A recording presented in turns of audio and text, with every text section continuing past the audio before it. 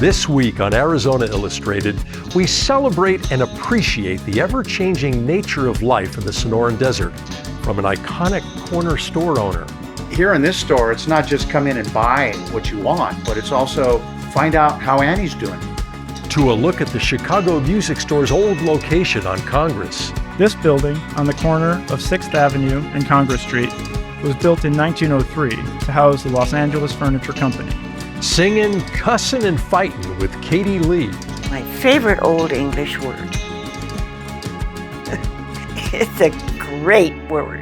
And one last night at the Flycatcher before it closed its doors. This building and all the people that have come through this building have been a huge part of my life.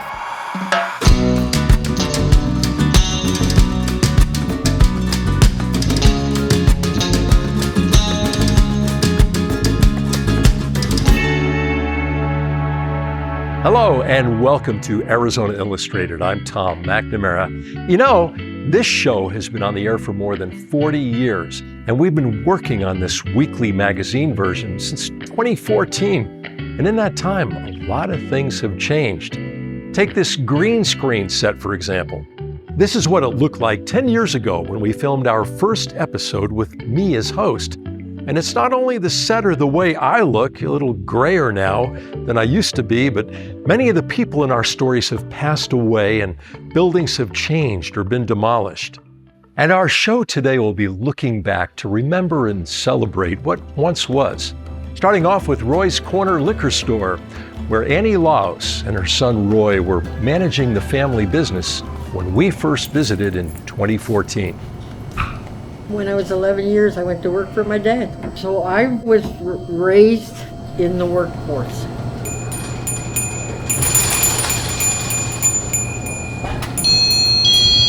When my husband told me he was going to open a drugstore, I thought, yippee! That's for me. Here comes the bus. My mom is absolutely a person that I can't find anywhere else in the community.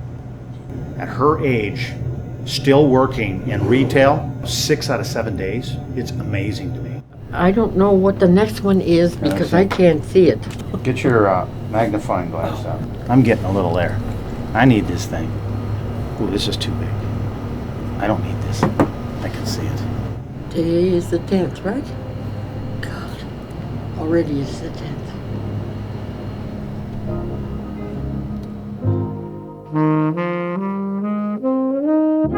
My husband Roy graduated from the College of Pharmacy at the University of Arizona in 1952. He was a registered pharmacist and we did pharmacy for about 50 some odd years. He was kind of like the local doctor, the local pharmacist, and also got into sundries and beer and wine and spirituous liquor, so he had everything in one place. He used to take care of families. Mothers would bring their kids in, they'd have a sore throat. Well, he knew what to do. Somebody would come in with pink eye, and he knew what to do.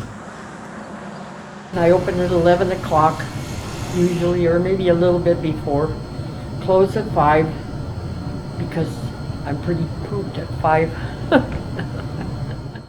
You have prices on this stuff, Mom? I didn't think when I was 8 years old that I would last to 9 working here at the store, because I wanted to leave so badly. Because when my dad forced me as the oldest son to come and work here after school, I was so mad at him. Why would you do this to me? Now I'm 61 years old and I'm still here at the store. In this store, you can't sit down hardly at all, and it passes fast, and I think life passes like that, fast. You turn around and you're old. We're looking at what this building was before we bought it, which was in 1956. The Shanghai Cafe, see, right there. And the prices are unbelievable. I was born and raised here, so was my husband. Tucson High, graduated from Tucson High, and got kicked out of the University of Arizona. But that's another story. I'm an old Tucson, and I got sand in the blood. I never had the desire to move. Probably it means that I was so dumb that I couldn't move out of town. But maybe I didn't want to move out of town.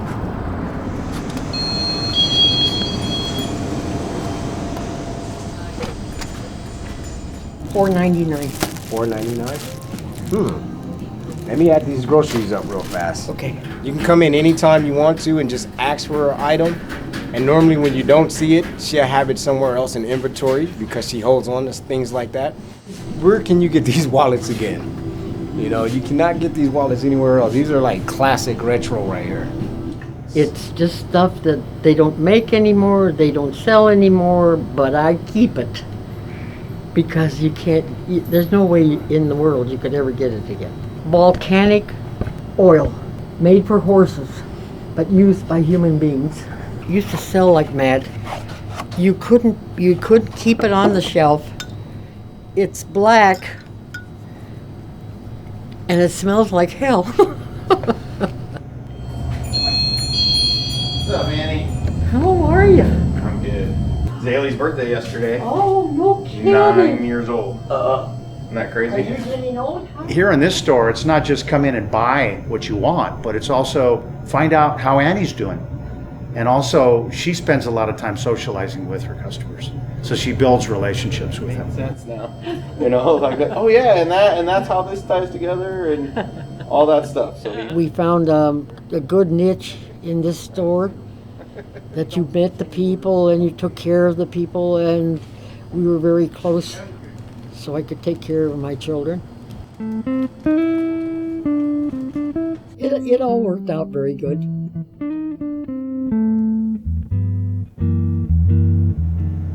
My brother called me and told me that my dad had passed away, so I was on I-10 and I kind of got choked up a little bit.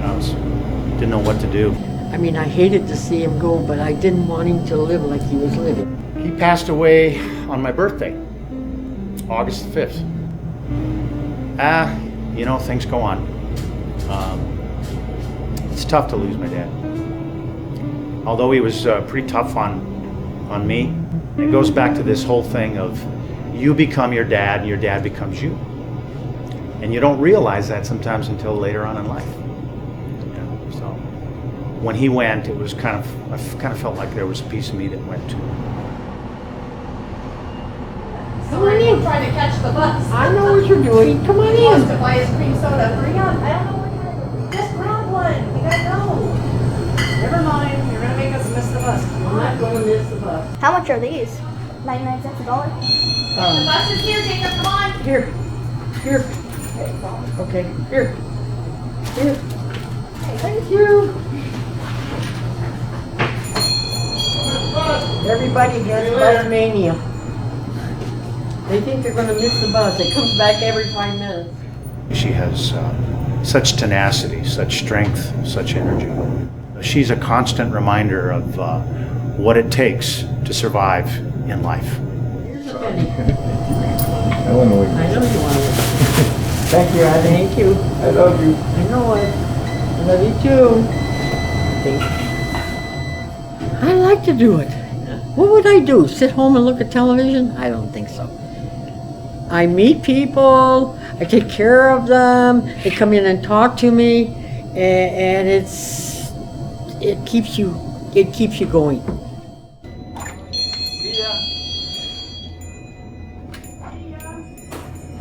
Since filming that story, Annie Laos passed away in 2017, and her son Roy died at the age of 65 in 2019.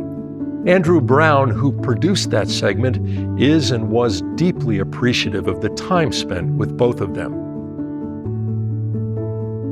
Last year, plans were announced to put a Starbucks pickup in the old Chicago Music Store building on Congress. In this next story, we captured that long-standing business while it was still in that location in 2015.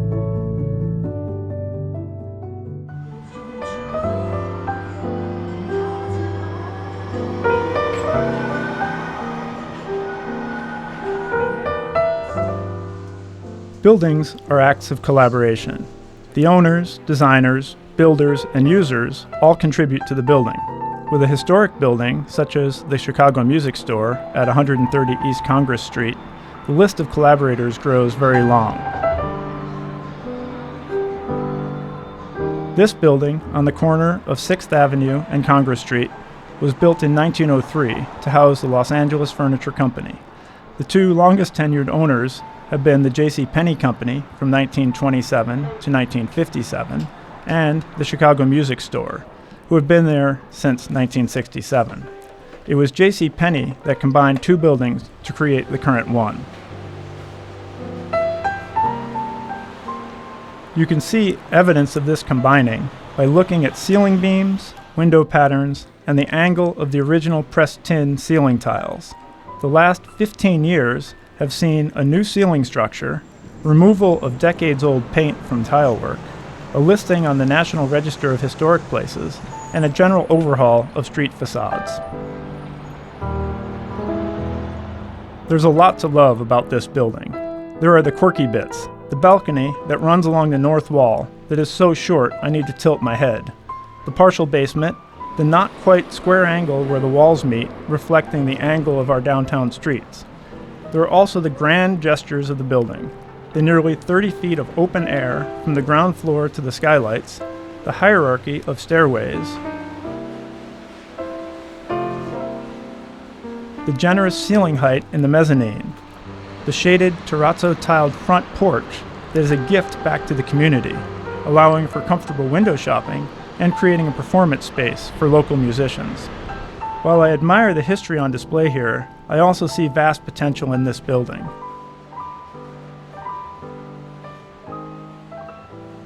Skylights could be reopened and more windows put in, including the return of the storefront windows along 6th Avenue.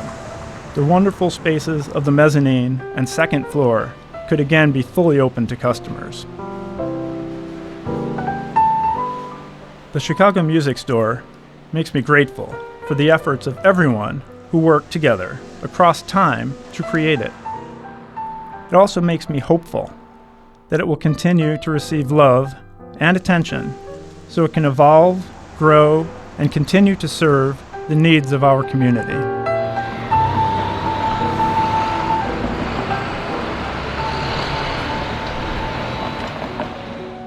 The last Piano Lovers Lounge was held at Flycatcher 5 nights before that 4th Avenue bar closed its doors for good in 2018.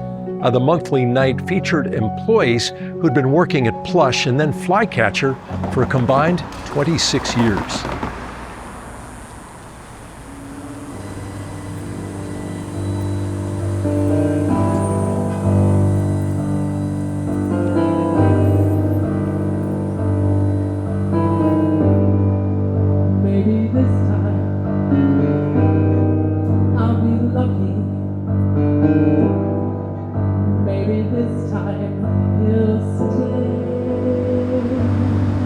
This building, the people in this building, and all the people that have come through this building have been a huge part of my life. And so I just found happiness here, and it's a great job.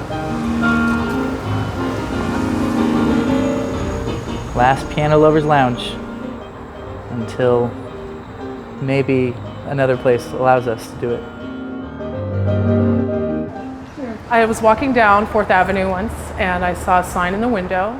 I called the number and I was hired on Halloween of 2000. I never dreamed that I'd meet somebody like you. I never dreamed that I'd lose somebody like you. Piano is my favorite thing to do. It is my hobby, my passion. I love it. I took lessons as a kid. I studied music at the University of Arizona. It's what I love to do. And I love to play for people. I wouldn't consider myself being stuck here. I like it, so I come back by choice. I do other things. I have recently started doing real estate, so that's keeping me very busy. So I have that.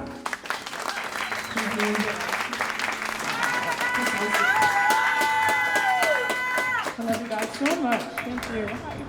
It feels good because I know it's celebration and I have a lot of friends and family here to support me that have always been here to support me. I hope that I've been able to give them some feels with the music, you know, some joy. That's what it's about. Telling myself it's not as hard as it seems.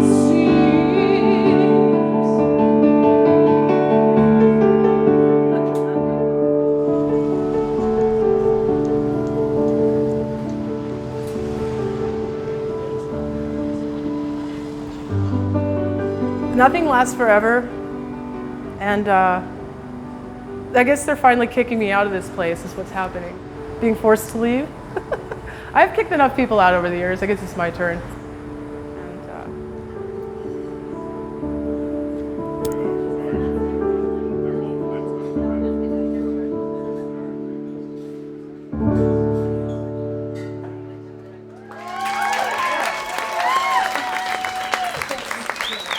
It's been my pleasure to entertain you. Hopefully you were entertained. I love you all very much. Mwah. Mwah, mwah, mwah, mwah. All of you. Sarah Moore plays first for a couple of hours or however long she wants.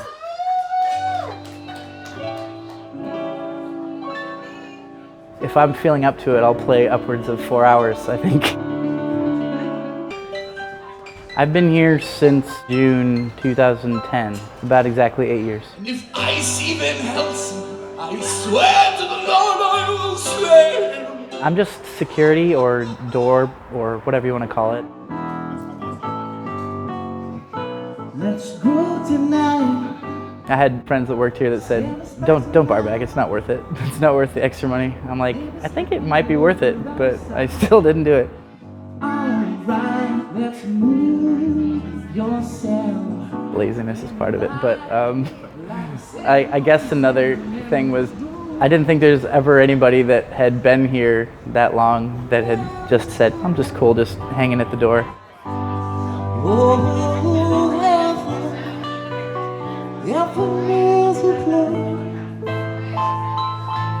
He's got velvet pipes, that boy, and he's an incredible musician. He is so talented. Thank you.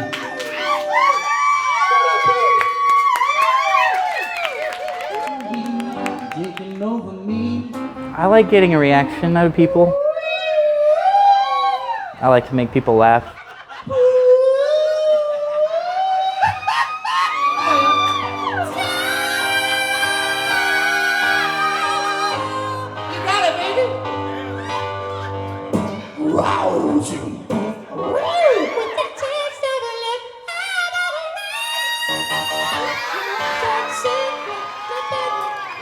If I were a more driven person, I would be like going out to different places and trying to get gigs like these.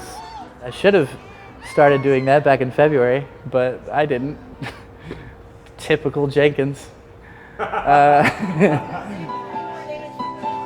song's called We Didn't Fly the Catcher. Justin Mack, Sarah Moore, Maybell, Kenny Wade, Chris Horseman, Aaron Brewer, Randy Lopez. Elaborate tonight live. Why couldn't this place survive? We didn't fly the catcher. It was always jumping since 2010. We didn't fly the catcher. Yeah, I've never been at a place where everybody is just so kind. I'm gonna miss everybody. I'll still see them here and there, but not nearly as often. We didn't fly the catcher. No, we didn't fly it, but we tried to fly.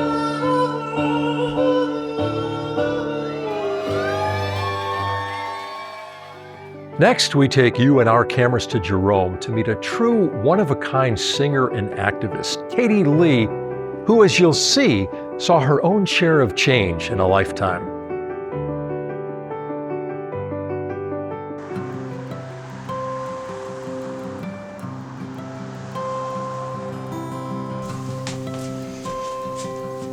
The first thing I say every morning when I get is, that is my favorite word. My favorite Old English word. It says it feels good. It's a great word. My name is Katie Lee, And I'm probably best known for my bad mouth and my activism. I wish I were recognized more for my writing, because I don't think my writing's bad at all. In her 95 years, Katie Lee has found recognition for many of her talents. There was a time when she was known as an actress, followed by a decade touring the country as a folk singer. But wherever she went, she felt the pull of the desert she'd known as a child. I was raised in Tucson. I was so lucky to have a mom and dad, a dad who was like a child, who treated me like a kid because he was a kid, and my mother on the other side, who was the artist in the family, the singer, the teacher. God, how lucky can you get? And they didn't pamper me. I was outdoors all the time. My dad, when I was 12 years old, bought me a Remington octagon barrel shotgun and taught me how to shoot, how to use it, how not to use it, and how never to use it. And during the war, I kept my family in rabbits and quail. I used to shoot the heads off quail. I must have been pretty good, because not anymore. Believe me, I can hardly hang on to my coffee cup. As a young woman, Katie tried her luck in Hollywood, where she worked in film and radio for 6 years. Then, on a visit to her mother in Tucson, Katie saw something that would change her life. A film by her friend, Tad Nichols, about running the Colorado River through the Grand Canyon. And when I saw that movie, I just said, how do I get there? I can't do that. It was $500 for the upper half and $500 for the lower half. And I was making what? Maybe $20 a week out in Hollywood, no matter what I did. And about 10 o'clock at night, later that month, Tad calls me and he said, you want to run the Grand Canyon? And I said, I can't do that. I told you, you know I don't have that money. And he said, no, you can come for just your food, which is about $50. You pay $50 and bring your guitar and sing to the people on the beach at night. So that's what I did, and that's how I got to the river. But then the river became part of me, and still is. Because I don't think I had been anything like the person I am until that river just picked me up and took me along.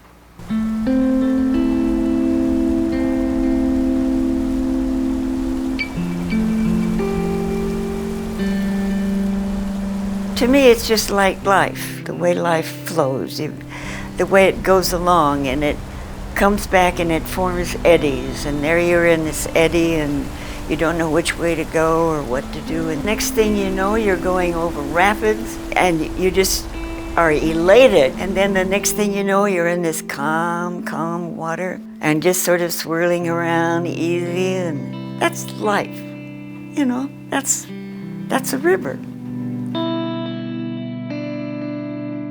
While on a river run, Katie fell in love with a stretch of the Colorado called Glen Canyon. Eden couldn't have touched this place.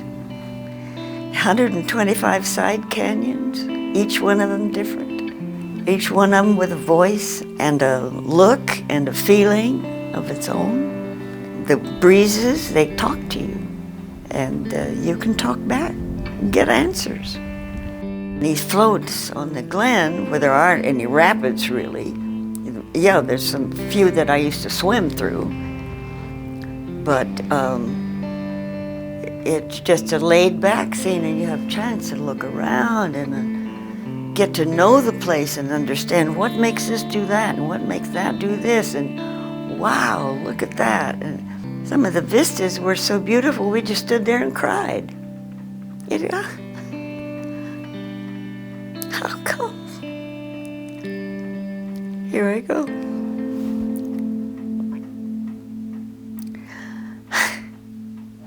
Katie lost Glen Canyon as she knew it when the Glen Canyon Dam was completed in 1963. And that's when I started writing articles about it. I started singing, writing songs about it. I put out 2 or 3 CDs about it. And from then on, it was just constantly working to bring down that dam. And I'm still at it. Damn, damn. That's my license plate. The dam remains, and Katie's activism and anger have never abated. I feel about that dam just like I've always felt about it. I'd like to blow it up. If I knew how, I'd do that, but I don't know how. And that's probably very fortunate. Rivers are supposed to run. They're not supposed to be dammed up. They're healthy that way. They feed the planet. It's like the veins in your arm full of blood. Okay, you dam them up, what do you get? An aneurysm. And that's what these rivers have. Aneurysms, poor things.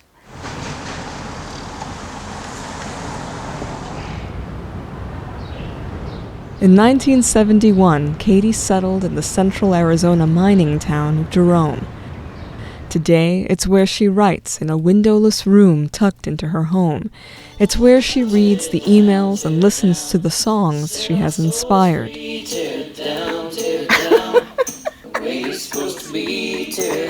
I think that's so cool. How nice of him to do that for me.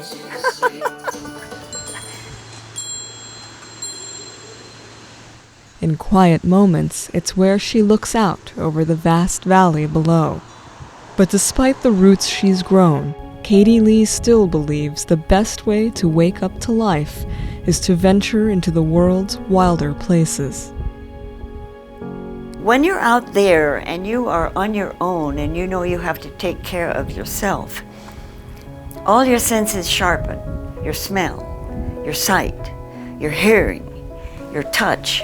Everything comes out of the skin and becomes part of what's around you. And if you can do that, you're going to learn some things about yourself that will keep you from making the wrong choices, that will point a direction for you. All you got to do is listen and look. Katie Lee died 2 years after the filming of this segment at her home in Jerome in 2017. She was 98 years old. We hope the stories in the show today serve as a reminder that all things change, and it's important to appreciate the people and the places in our lives while we still can. We're happy to have made these stories when we did. I'm Tom McNamara. Thank you for joining us here on Arizona Illustrated, and we'll see you again next week.